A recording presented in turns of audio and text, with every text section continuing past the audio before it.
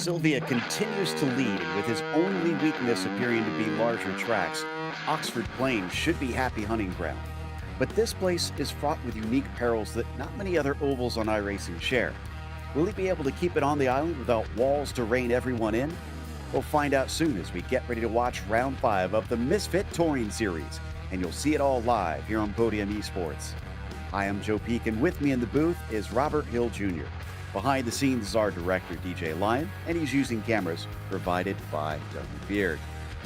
Rob, the schedule has been a fantastic one. We've said it before.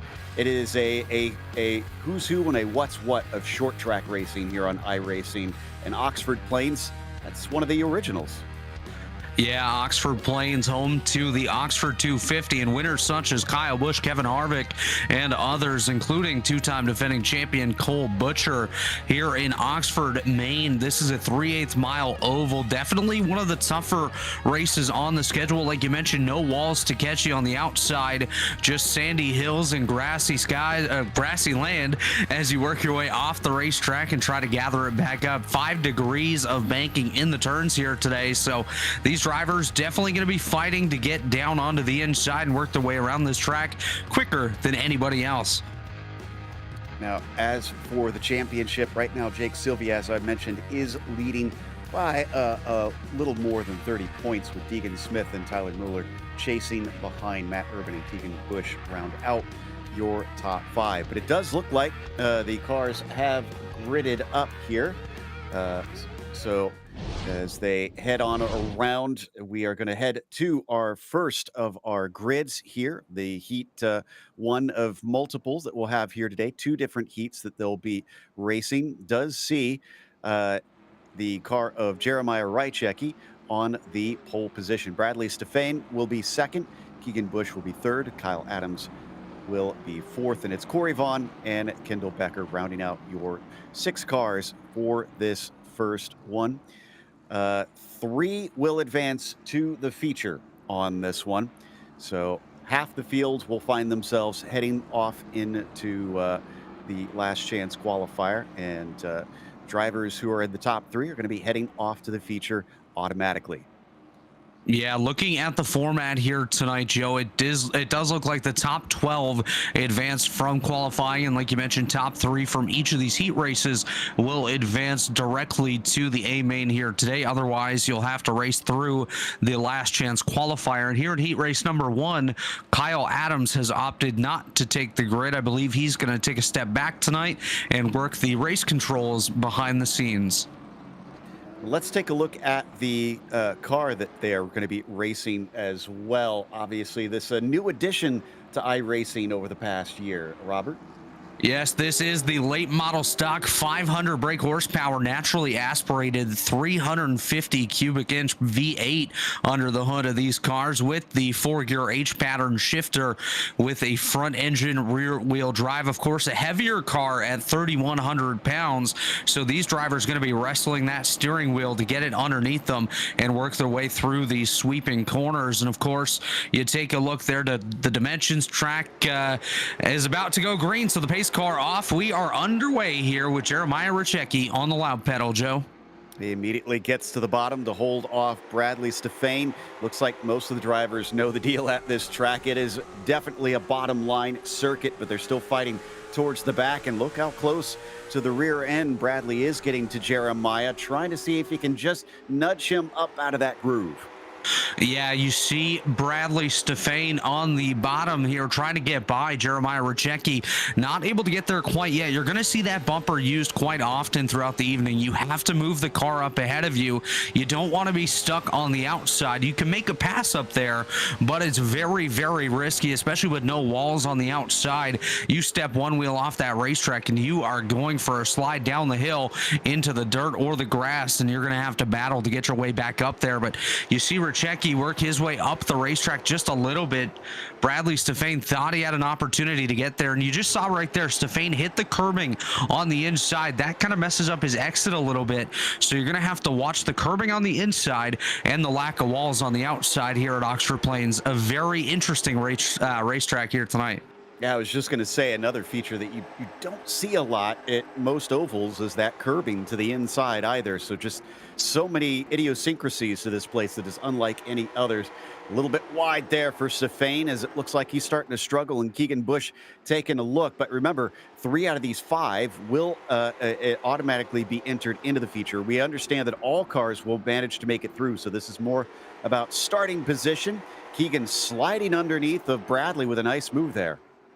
Yeah, nice move there by Keegan Bush to get by Bradley Stefane. You see Stefane, like you mentioned, struggling a little bit here, trying to arc it into those corners, but doesn't seem like he has the rotation he wants behind the wheel of that 89 machine. But Keegan Bush trying to work his way forward now, see if he has anything with just 2 and a bit to go here now. Just 2 to go as popsicle sticks are displayed for Keegan Bush, chasing down Jeremiah Rachecki. And like you mentioned, this is all about starting position now, with everyone transferring to the A main through either this heat or the LCQ, but you want the best starting spot absolutely possible, as passing very hard to do here.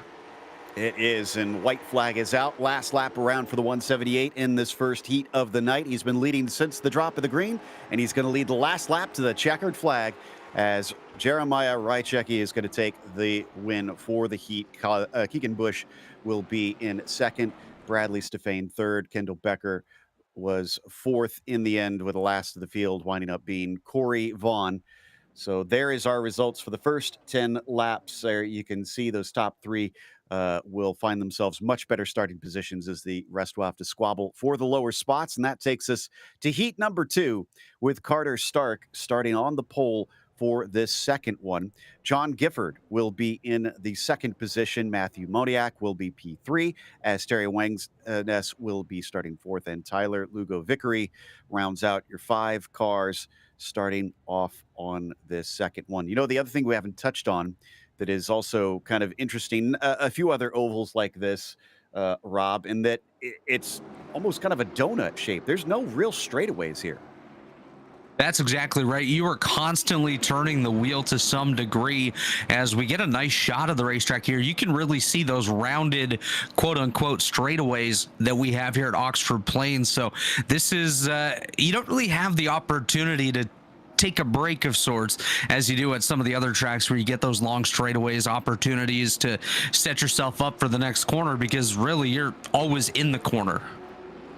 So how much is that going to wear on the tires, especially once we get to the feature race?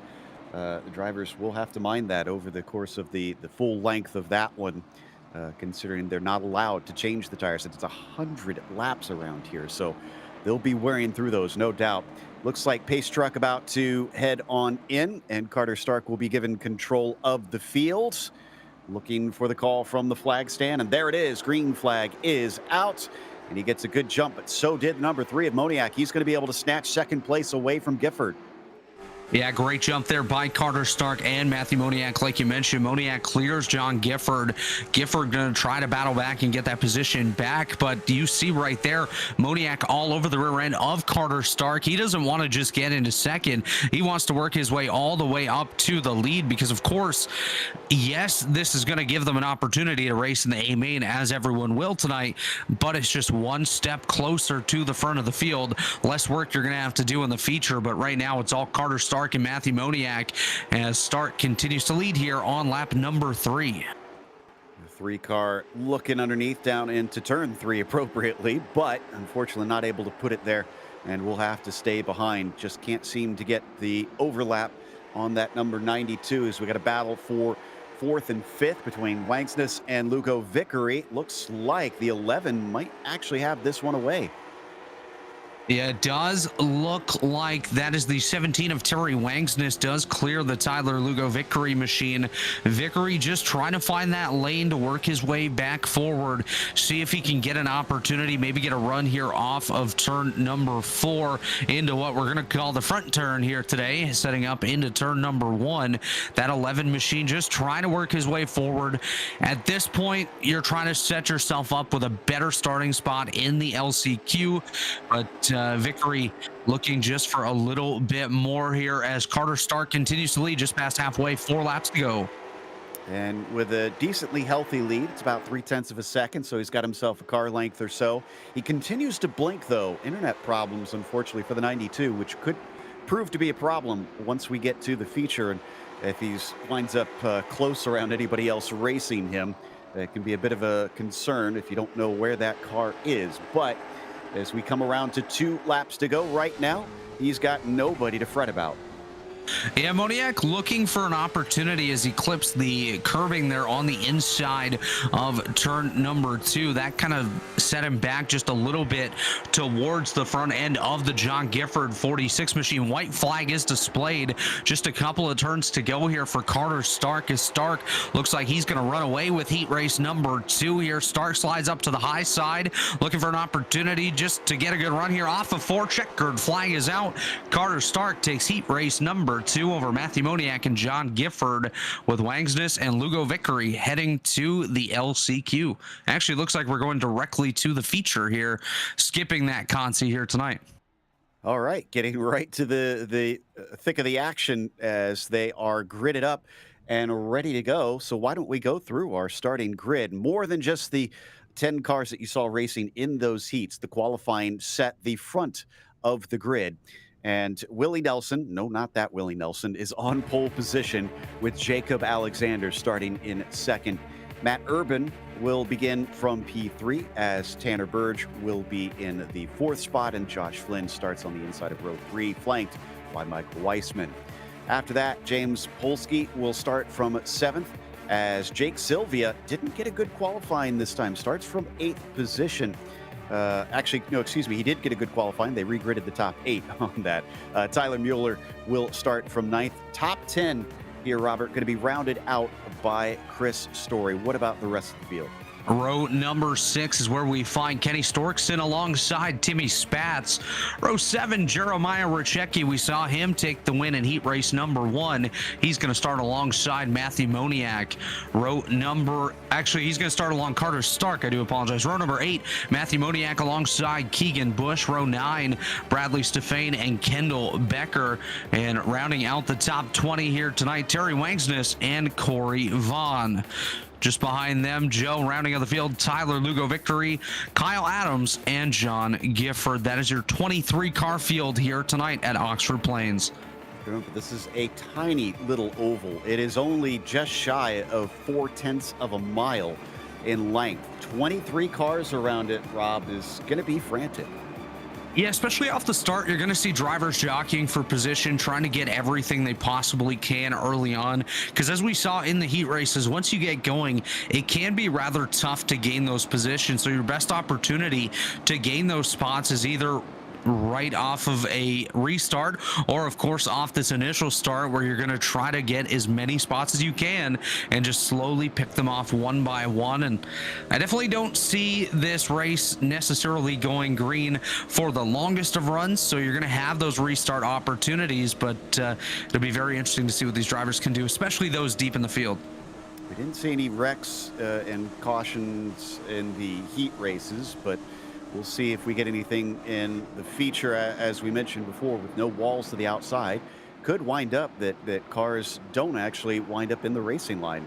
Green flag is out, and Willie takes that throttle to the floor as he tries to beat Alexander down to the first apex. He's going to be able to get there first. Alexander now has to worry about Urban underneath him, and we get a yellow immediately, actually, and it's our winner from the first heat race, Richecki, in the 178. Yeah, we'll take a look at this one on the podium replay machine, but from what I saw, it looked like a bit of a stack up behind Kenny Storkson led to Rychecki getting hit from behind and spun around. So just a bit of a domino effect stack up leading to the first incident here tonight. And we've seen previously, unfortunately, looks like we won't get a replay of that one, that nose to tail contact is really undesirable in this car. One thing about this machine that is distinctive is, I mean, look at how sloped it is, and then look at the rear of the car. It tends to seem to want to lift it up, Rob. So we've seen a lot of drivers who make that nose to tail contact and fortunately send that front car around. Yeah, so I was able just to take a secondary look at it, and it looks like Storkson actually hit the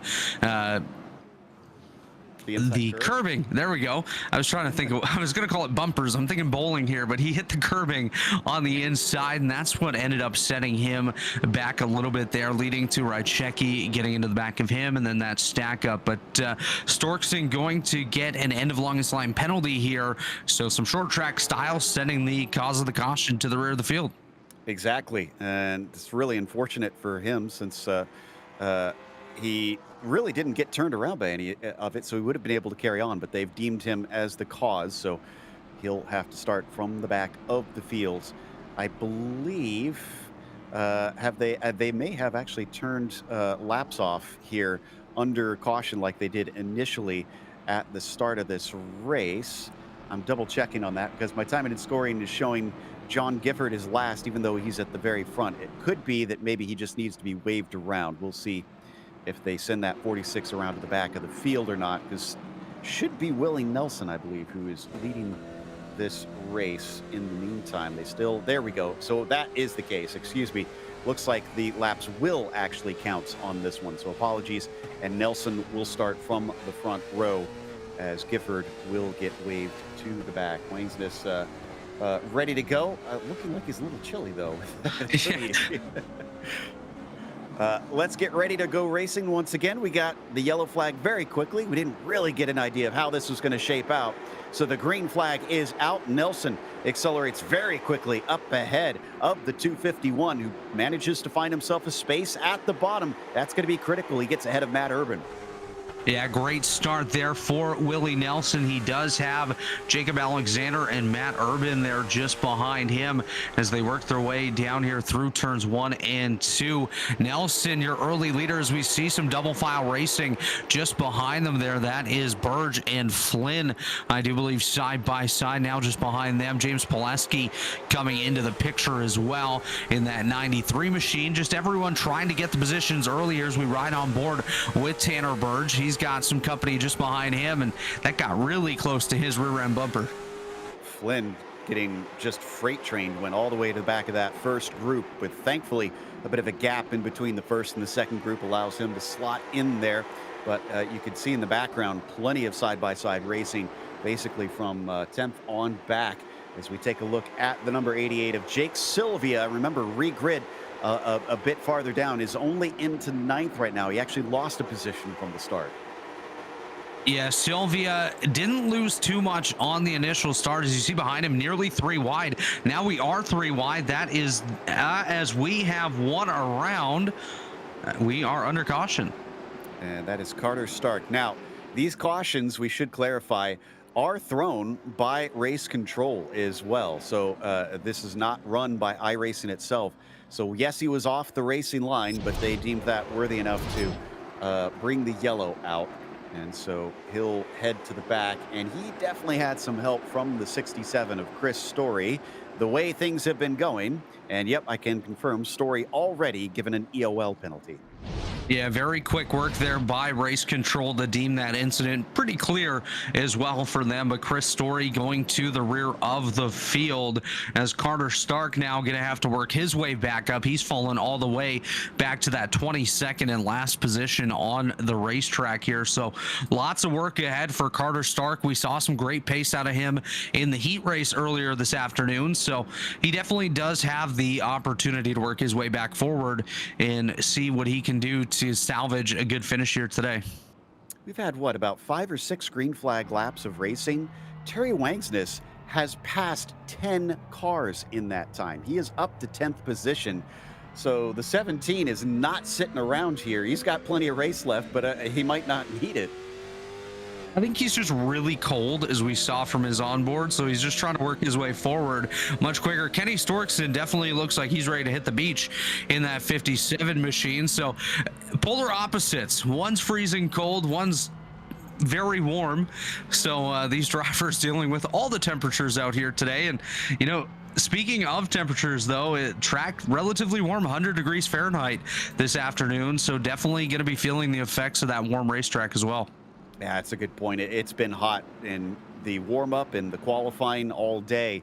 So the drivers are definitely dealing with some less than ideal conditions out there on this track. And they haven't quite gone 2 by 2 yet, so we're not going this time by. We'll probably get that 1 to go signal here in just a moment. But not only the temperatures, we got to remember also there's a lot of dirt and gunk that can be dragged on without those walls to block things in here, Rob.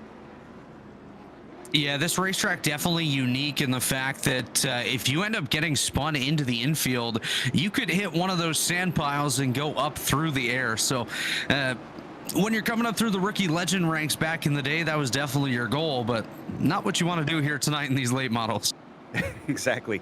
Good for some fun, not good for great racing. As we go back to green flag, Nelson once again looking like he's got good control of this one, but third place is immediately spun off the course. That is Matt Urban, and he falls to the back of the field, but I wonder if it's going to be a black flag and end of line for the other car that made contact, which I didn't see who it was quite yet. Yeah, that was definitely an unfortunate moment there for Matt Urban. As we see the replay loading up here, we'll take another look at what happened. 35, it looks like, just kind of sending him around. That is Tanner Burge. And it could be a case where the car inside him didn't turn enough, but I'm not seeing that from these replays. So we'll see. I haven't seen word from the stewards quite yet on whether or not they're going to send that 35 to the end of the line. And we have to remember, it's not just the typical short track rules of if you cause the yellow, you're sent to the back. If you cause, I believe it's 3, you are DQ'd.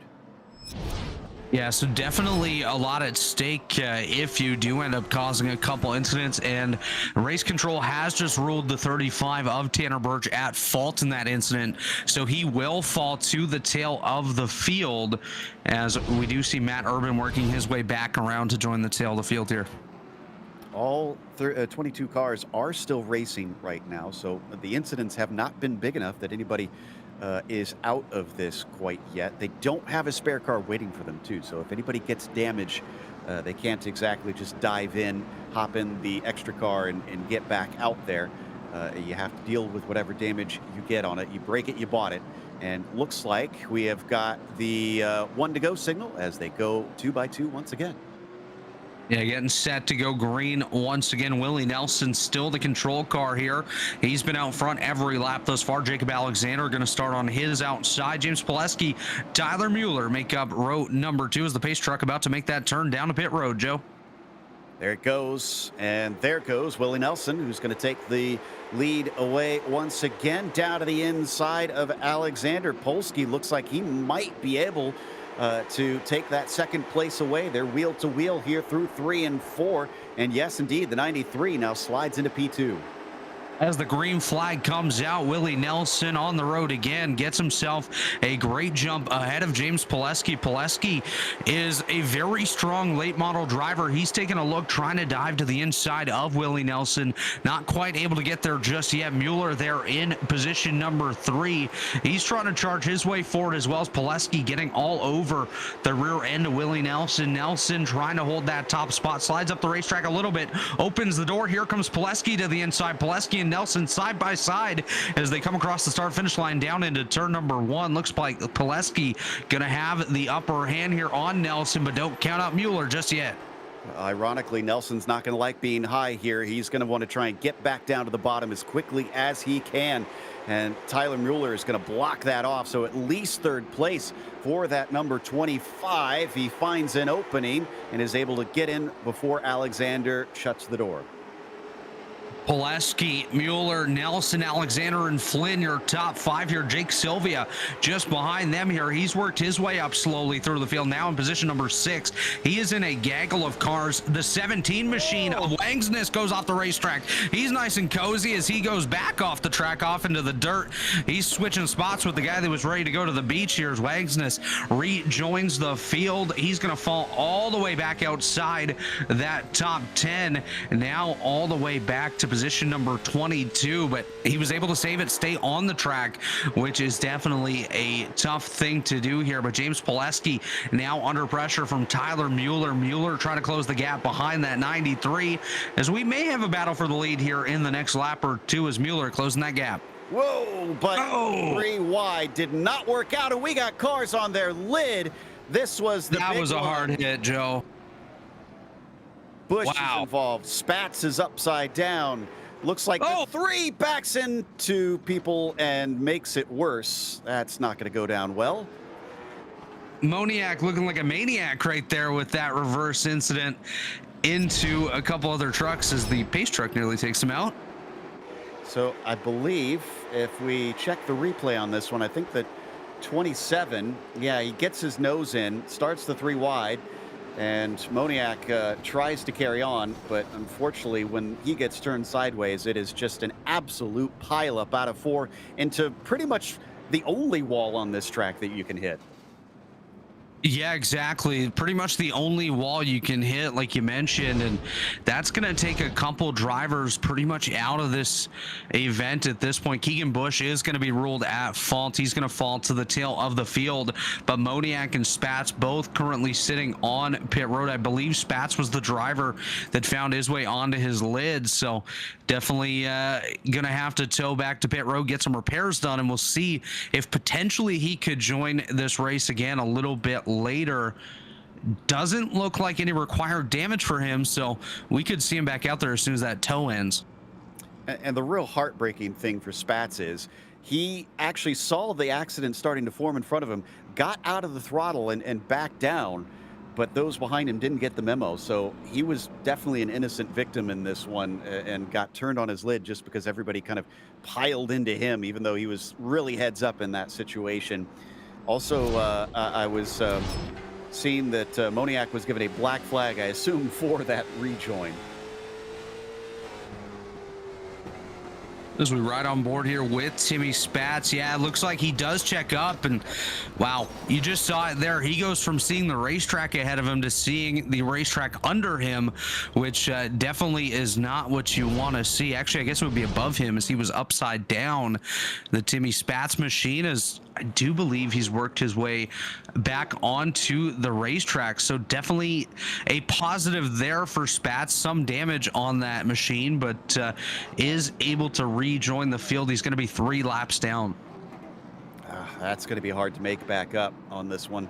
Not impossible with the lucky dogs, but especially with the way the cautions are going, but certainly is going to have a rough time, and I doubt that car is in good shape. That said, we actually have seen certain cars roll over and come back to lead the race at certain times in previous rounds. So not impossible, but we have a change up at the front. Let's not forget, Rob.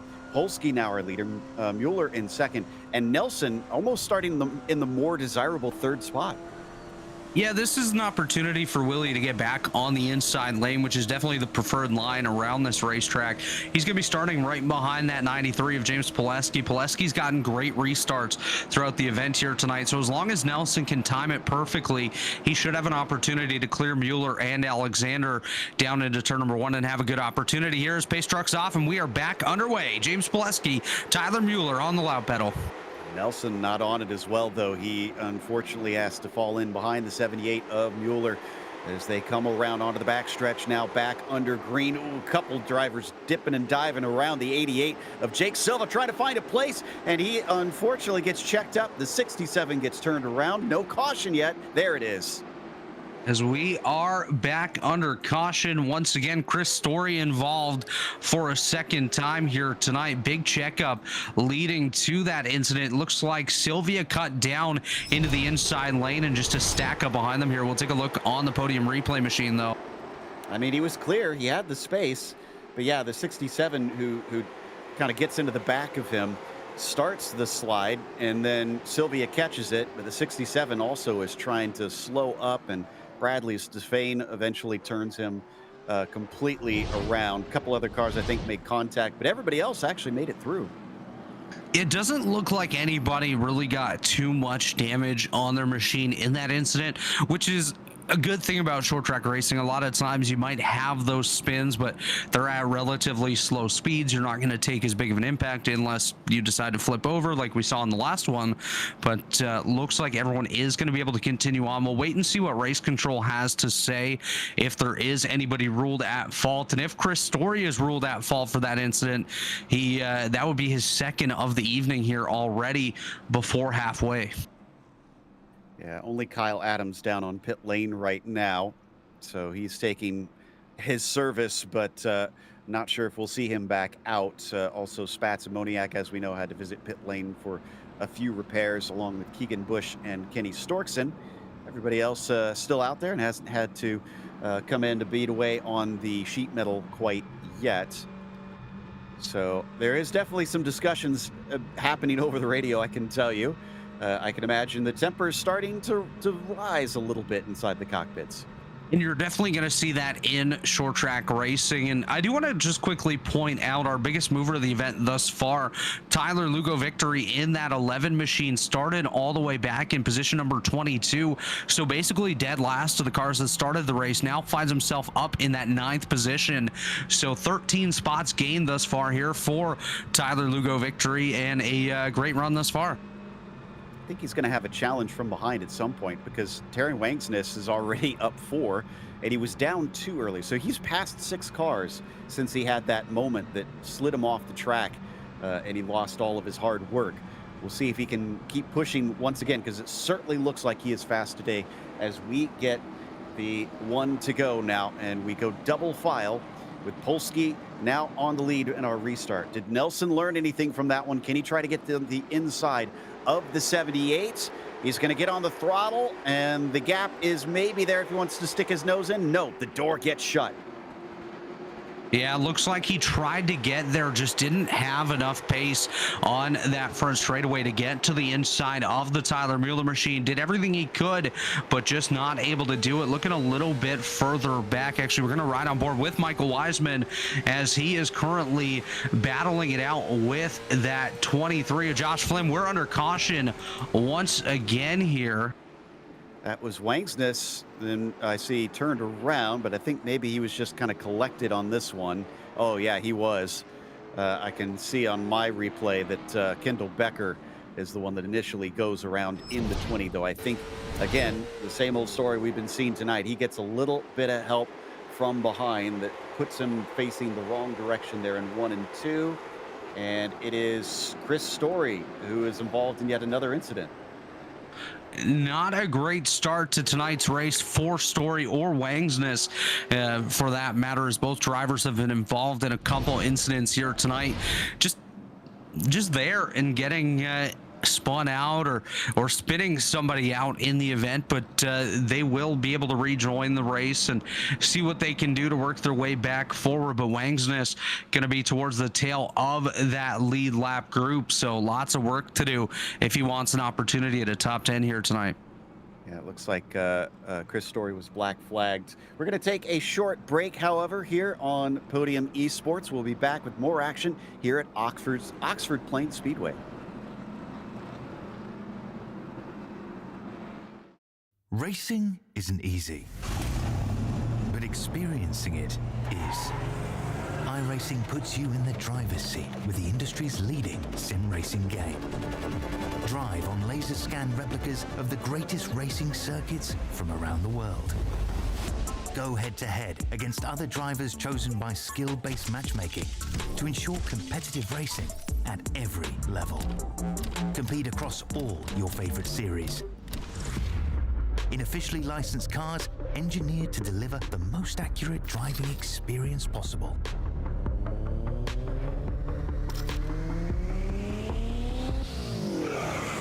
Join a race or host your own with players from across the globe. Race against the computer or in a league with friends. Feel the thrill behind the wheel. Visit iRacing.com.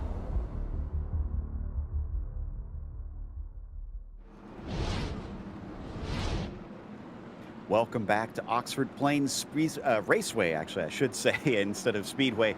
It is James Polsky here, restarting on lap 52 from the top spot in a moment. We still haven't gotten the 1 to go signal quite yet, but we should shortly. It has definitely been a bit of a caution-filled race. We haven't had too many long stints of green. Is that just going to up the urgency, Rob? I definitely do believe that we will see the intensity and the urgency fly up through the roof here, as these drivers know they don't really have a ton of green flag opportunity. So you're going to need to do what you can when you can to get those spots and charge your way towards the front, as it looks like the pace truck getting ready to go off. We're about to be green once again, Joe. Polsky with a good jump, as once again Willie Nelson tries to see if he can find himself some space, but no, Tyler Mueller is on top of things. He continues to be able to lock down that second place time after time. Caught on the outside, Jacob Alexander, unfortunately going to get freight trained to the 78, gets turned around in front of the whole field, almost rolls onto his lid. He'll stay right side up, but it looks like we got a few cars involved in this one. Trying to make out who the other driver, it looks like, oh, that is actually Willie Nelson that gets turned, and he makes some more contact with Kendall Becker. As we just saw Becker decide he's going to go over the sand dunes in that number 20 machine. Incident there for him, as we're going to take a look at the replay. So this is looking at the 20 who had a late involvement in it, just both of them trying to get going. Couldn't see each other around the sand dune, it looked like, and the 20 gets turned, unfortunately. It starts, though, I believe, interestingly, with the 78 of Mueller getting into the back of Polsky, who catches it, but Mueller gets sent around when he tries to back out of the incident that he almost started. Just of note, under that last incident, actually here, we'll take a look at this replay once again. Oh! Yeah, Polsky does a great job of catching it. That's the second time we've seen that. Remember, Sylvia got pushed and had to gather the car up, but it was everybody behind that wound up having the worst of the incident. Pileski just about got turned in that incident there. That could have ended up being the entire field, as it started right up there at the front. Unfortunately for Mueller, he does have he did have a rough moment there, but under the last caution, Joe, a black flag was issued to Chris Story. That was his second incident caused of the day. Yeah, you see right there, the 78 gets underneath the rear end of James Pileski, nearly sends him around. Great save by the leader, but that leads to basically the rest of the field getting involved in some way, shape, or form in that incident. And waiting to see if we get a driver sent to the back. Remember, it was Mueller in the 78 that initially made the contact to the rear of Polsky, but he hasn't been given the end of line yet. Maybe they just haven't sent that one out. Usually it's been the car behind that makes the initial contact that they're giving it to. Though sometimes the driver in front, if they slip up, they've been deeming them at fault on that one. But Mueller still running in 15th as it sits. And no, they are not giving him an end of line. We are going to get going. Double file once again, restarting on lap 60 of this race. We're well into the second half of things now. Polsky, since he took the lead away, hasn't really looked all that challenged, but Jacob Alexander has been able to promote himself into second, avoiding that wreck as the green flag is out, and we are underway. He tries to come back down to the bottom as Josh Flynn says, no, you don't. I've got my nose in there. He's going to try and take second. Already some battles just behind the leaders. John Gifford under pressure from Jeremiah Rychecki. We saw him go around a little bit earlier in the event here tonight. He was very quick in our heat race. Now finds himself battling his way back towards the front. Currently in position number 7 in a gaggle of activity here. Sylvia now jumps into the top 5 for, I believe, the first time tonight. Sylvia now chasing down Michael Wiseman. Wiseman had himself a solid run going early on, now finds himself in 4th, chasing down Jacob Alexander, Josh Flynn, and of course our race leader James Pileski, who has taken control of this race and just wants to stay out front and not look back. Gifford and Urban banging doors a little bit as we ride on board with Matt, and he's going to have the nose ahead, but the well-worn nose of John Gifford is not giving up. Despite the dents in it, he's going to do his best to see if he can hang tough here. He might want to try and get in line soon, because Rychecki is going to close up that gap there at the bottom quite quickly. In fact, I think he has, and now the 46 is stuck on the outside. Yeah, definitely don't want to be stuck on the outside here as Rychecki nearly gets into the side of the Gifford machine. Gifford falling back, trying to get himself into position. You can see the nose on that one as Rychecki goes around. A little bit of contact there with Gifford. Oh, as wow. He was facing Langsness wrong. just used Rychecki as a ramp right there. He absolutely did. And, you know, I thought that maybe he had been passed by the entire field, but that was absolutely not the case. And like you said, Wangsness was the first on the scene that was unable to avoid. Let's take a look at the replay. Did the 17 actually end up on his wheels? I think he did. He's still running. And oh yeah, when you see this, I mean, there's nothing you could do in that situation because you can't keep rolling. It's hard to miss a moving chicane, but he doesn't want to stop. Man, he was just stuck between a rock and a hard place. You got to wonder how much Wangsness could actually see. It looked like he was tucked in behind the car ahead of him there coming around. So I really do wonder if he had a lot of visibility of that stopped car. We'll see here as we're back on the podium replay machine on Terry Wangsness watching for the Rychecki machine. You definitely see him go around. Yeah, he could see him there. I think he might have been expecting the car to slide up a little bit more than it was, and just unfortunate there for Rychecki, who ended up getting the brunt of that damage. But Wangsness definitely has a fair bit of damage himself. You see that right front, yeah. As he didn't get enough airtime. He just wanted to go back up, riding over one of those sand dunes as he works his way to pit road with some damage on that 17. But Plesky continuing to lead here with just 32 laps to go. Yeah, Wangsness eventually getting to his pit stall and needing extensive repairs. A bit of a shame with how well he was getting back through. Also, the thing that struck me, I was talking about that battle with Matt Urban. Remember, he got spun around and sent to the back of the field. He's back up to 6th position. So it's been an up and down night, but I have to give credit to the 48 for hanging with it and not giving up. Yeah, I think Matt Urban's run a really smart and strategic race, just trying to find the right opportunities to get by, obviously taking advantage of these cautions and incidents ahead of him as well. But Urban definitely done a nice job, going to restart on the outside of row number 3. And if he can get himself a good restart, he's definitely going to have an opportunity to battle back towards that podium once again. Absolutely. Will get opportunities if we can get some green flag racing, or if that's key. Yeah, if he can miss the cautions in front of him too, because that has certainly helped out a few drivers. As we're going one more lap around. I know they've double filed, but they've extended it just one more.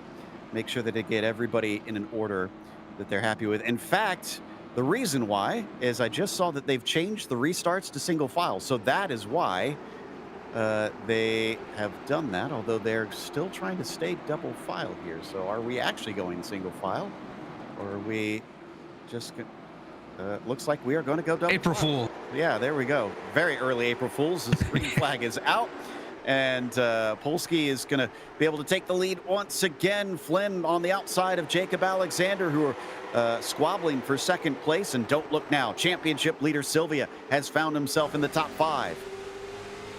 Yeah, as soon as Sylvia gets his nose in there, basically claiming that inside lane from the 23 of Flynn up on the outside. Flynn now going to fall back as Sylvia has that preferred lane on the inside, just trying to work his way back forward.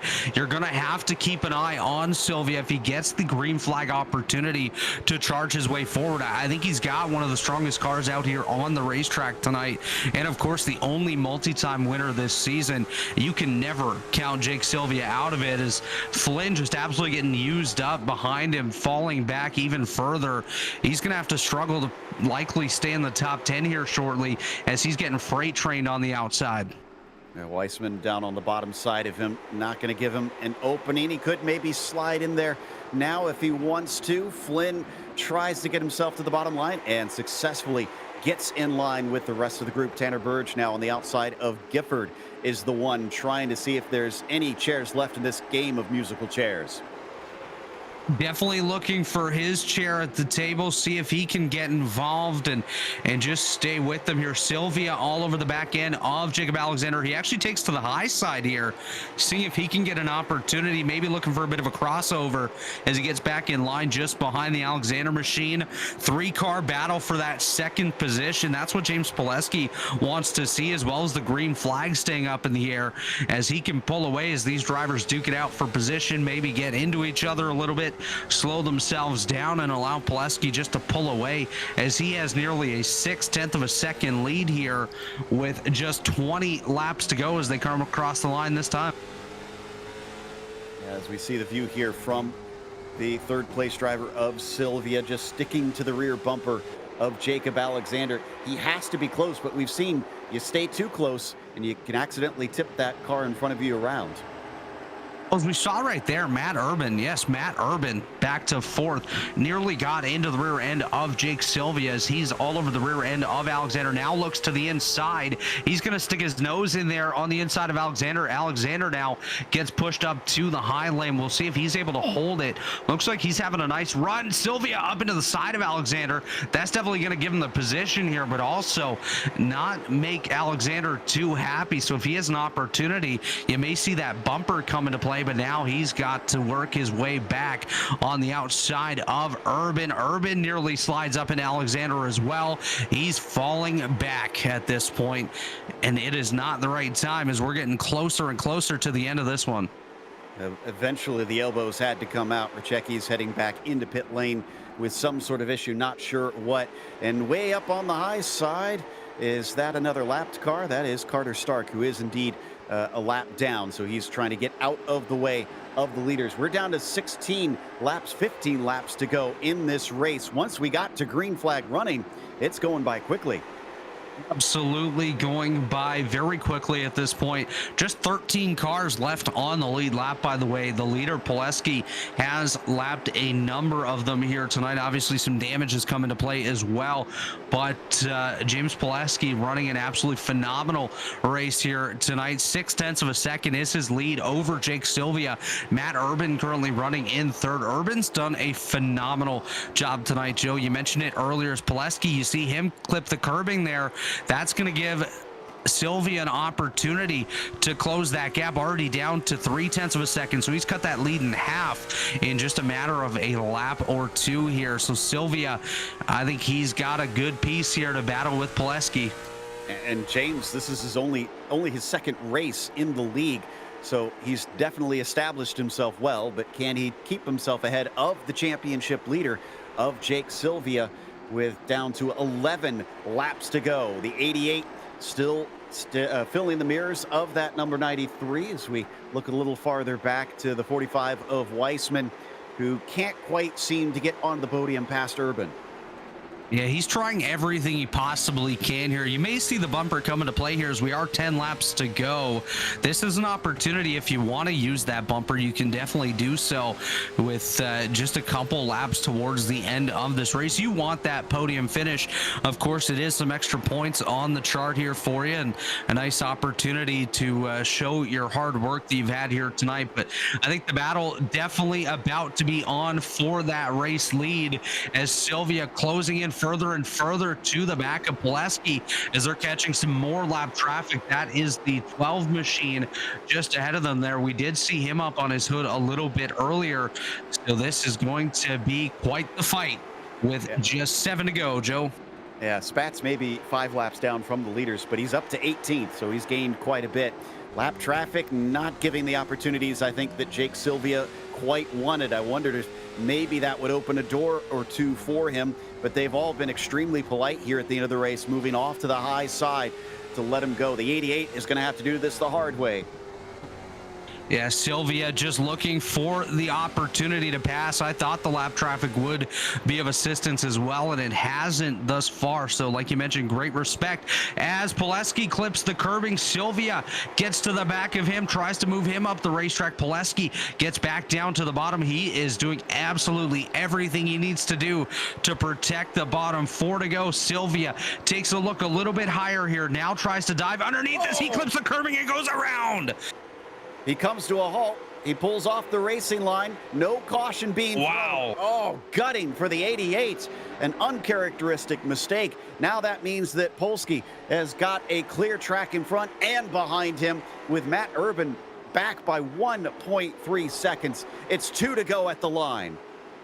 Popsicle sticks displayed this time for James Pileski, his second start of the series, and he's looking like he's on his way to taking home his maiden victory here with just a 1 lap to go. 4 turns. Pileski, Urban, Wiseman, that's your top 3. Is, like you mentioned, Sylvia, uncharacteristic mistake as we head down the back straightaway for the final time here tonight, Joe. It's only the second start, but James is a quick learner as he is going to take the win here at Oxford Plains in the feature race for the Misfit Touring Series. Excellent stuff there for James Polsky, who's going to lead Matt Urban home, who finishes second, and Wiseman gets promoted to third after the incident for Jake Sylvia. You know, I was kind of watching Jake before he had that spin. The car did look pretty loose as it was just rotating into the corners, but it seemed under control. I'm a bit shocked that he got as close as he did to the curb to risk that. Yeah, I think at that point, he was just trying to do absolutely everything he could to set himself up for a dive underneath James Pileski coming to the 2 or 3 lap to go mark. But unfortunately for him, just got a little bit too low, just barely clipped the curbing. And that's just enough to send the car around. And unfortunately for Sylvia, that takes him from a potential first or second place finish all the way back outside the top 10 in 11th here tonight.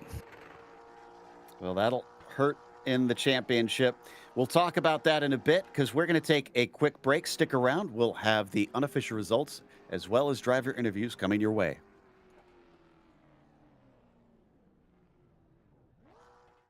Racing isn't easy, but experiencing it is. iRacing puts you in the driver's seat with the industry's leading sim racing game. Drive on laser scan replicas of the greatest racing circuits from around the world. Go head to head against other drivers chosen by skill-based matchmaking to ensure competitive racing at every level. Compete across all your favorite series in officially licensed cars engineered to deliver the most accurate driving experience possible.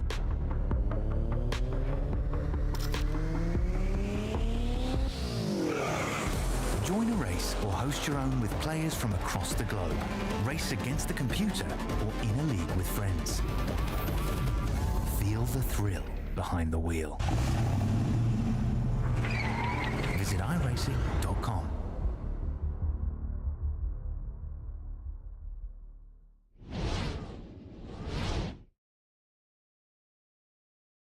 Welcome back after round 5 here at Oxford Plains Raceway. It is James Pileski who takes the win here at this 0.4 of a mile track. Matt Urban was second behind him in the end after 100 laps of this race, with Michael Wiseman finishing in P3. Tanner Burge was P4, followed by Jacob Alexander in 5th and Josh Flynn in 6th. Our pole sitter, Willie Nelson, eventually fell to 7th in the end. John Gifford finished 8th after gaining 10 from the start, as Tyler Mueller was 9th and Kenny Storkson was 10th. What about the rest of the field here, Rob? Jake Sylvia suffers late race heartbreak, coming home in 11th here tonight. Kendall Becker in 12th. Corey Vaughn in 13th. Bradley Stefan comes home in 14th here tonight. Chris Story, after multiple incidents being involved in tonight, comes home 15th. Tyler Vickery in 16th. Carter Stark 17th. Timmy Spatz in 18th. Matthew Moniak 19th. Jeremiah Rachecki rounds out the top 20, and rounding out the field here tonight, Keegan Bush and Terry Wangsness.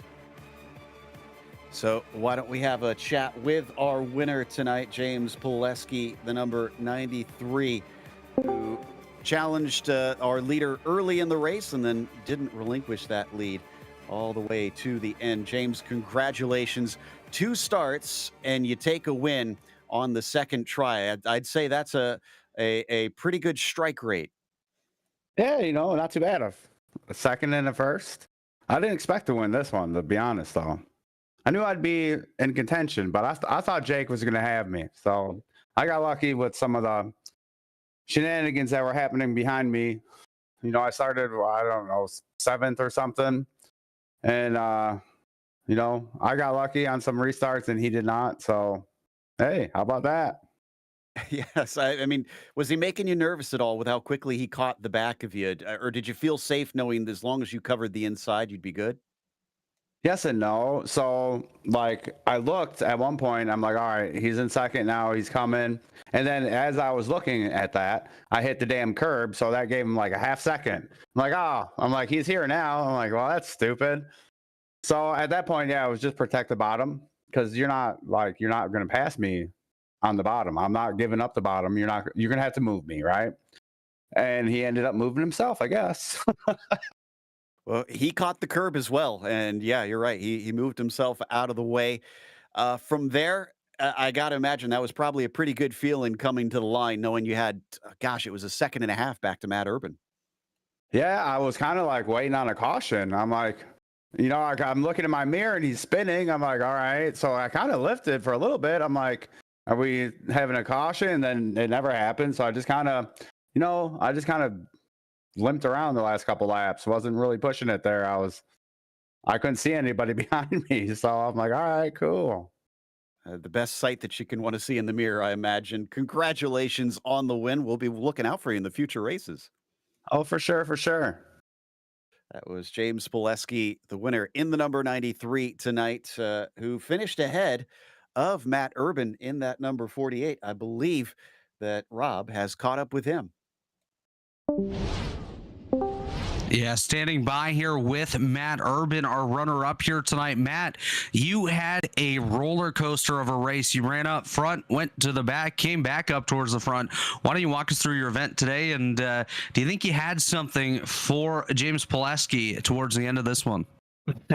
Yeah, it was a wild one, that's for sure. We took off pretty early, had a few cautions early on, and I got hooked coming to the green, which was just an accident deal between Tanner and I. Tanner apologized about it, so there's no hard feelings there. And me and him got sent to the back, and we just stayed nose to tail and waited for the chaos to keep happening. And luckily, a few of them did happen, and so we passed some guys there. But I just kept being clean, being patient, trying to save tires as long as I could. But there's no way I was catching James. We had a restart. I wouldn't have caught him. I don't even think. Yeah, Pileski definitely very strong, but I think you had one of the strongest cars here today as well, able to battle your way back forward towards the front of the field. But what was the biggest challenge that you faced behind the wheel of that 48 machine here today? Saving tires, that's for sure. This place eats up tires pretty big, so it's hard to go all out. And basically, when you start up front, it's hard to keep up with the other guy's pace when you don't want to go that fast early on, but you kind of have to, otherwise you get ran over. So that was a little frustrating. I couldn't run a set pace I wanted to run, but going to the back, you had to charge your way through as much as you could at the same time, as well as trying to save tires. But running in Golden Sands in real life is pretty much the same thing like this. There's no grip, a lot of quarter to half to full throttle if you're very lucky, but you barely use that. So this is one of my favorite tracks we actually run at. Yeah, definitely a fun racetrack here, Matt. And just before we do let you go here this afternoon, any sponsors you want to thank or shout outs you want to give? Just Kyle for putting this on, and it's a fun league. A lot of these guys, we all run together, or we're at the same racetrack during the summer, so it's kind of fun that we can all play together. So I definitely appreciate that, Kyle, and everyone else that's involved with this. Well, great job here tonight. We wish you the best of luck in the rest of the season. And that is your second place finisher, Matt Urban. And now back to Joe, standing by with our third place finisher, Michael Wiseman. Indeed, Michael having to work his way forward, but taking advantage of a few others' misfortune there at the end of the race. Michael, you wind up on the podium. Nope. Thought that he was going to be here with us. Let's pull him back in here for a moment. Michael, congratulations on a podium finish. Do you have a copy? Yeah, I gotcha. There we go. Now we got him with us. Michael, it seemed like sometimes you just have to take the luck as it comes and goes with you. And it certainly came at the right time there at the end with the second place driver falling by the wayside. Yeah, I feel bad for Jake. He definitely was moving, but kind of feels nice to beat him and get another podium finish in a row. I can imagine you got to take those when they come. What was it like out there, especially with this being such a unique oval? There's no real straightaways. There's the curb. There's no walls around the outside. Was it difficult to adapt to, or did it feel pretty natural? Yeah, to be honest, it kind of felt natural, even though this is my worst track. Just had to get used to saving tires a ton. The first 70 laps, I wasn't even pushing it at all. I was just riding around waiting for everyone else to fall off and start picking my way through. We certainly saw a lot of action out there, and I'll be honest, I've lost track of who was involved in what. Did you have any real scary moments with cars flipping upside down and whatnot? There's a few I was a little worried about, not gonna lie. Well, well held, and great job staying out of trouble at the end. Hopefully, we'll get to talk to you some more when we head off to Thompson. Hopefully. That was Michael Weisman, our third place finisher in the number 45 here tonight. So I believe that is going to wrap us up for this evening, which of course brings us to the next race, as we mentioned, Thompson Speedway, coming up on December 3rd. Another short little track, but this time more of a paperclip style and definitely a lot more banking around it. So it'll be a different style of racing, no doubt. And Rob, we'll have walls back.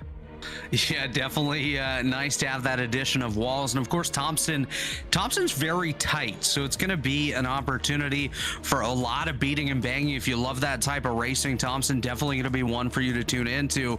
And of course, 2 days before Christmas. So somebody looking to get a present of a victory that night. All right. Well, what did you think about this one, Rob? We came into it saying how it was going to be a big deal with no walls and the curbs and everything. And if anything, I'd say they played a much smaller part compared to just the race in itself.